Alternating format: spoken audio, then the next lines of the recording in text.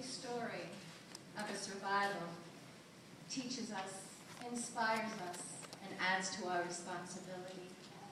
But Frieda Seidner and her beloved husband Herman of blessed memory taught all of us something perhaps even more important.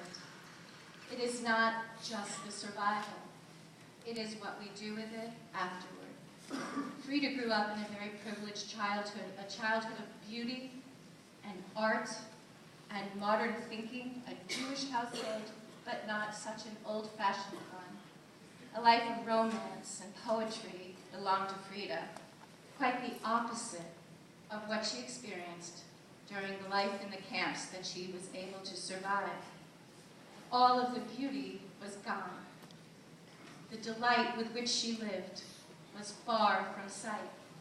And Frieda could have decided that that truly is the world, the ugliness and the pain and the negativity.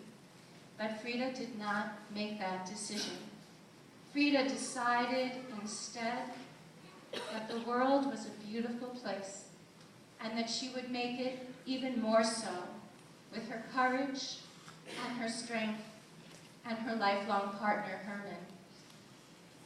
Herman was our Gabbai Rishon, always in our synagogue, and we think that made Frieda, and still makes Frieda, our First Lady.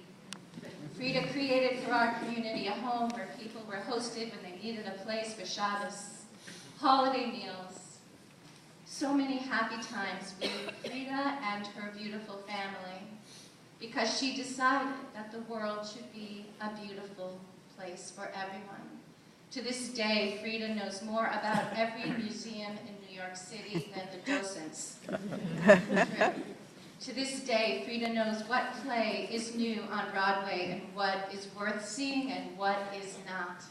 But Jewishly, Frieda's life is rich because she believes that despite what she lived through, the world is a beautiful place.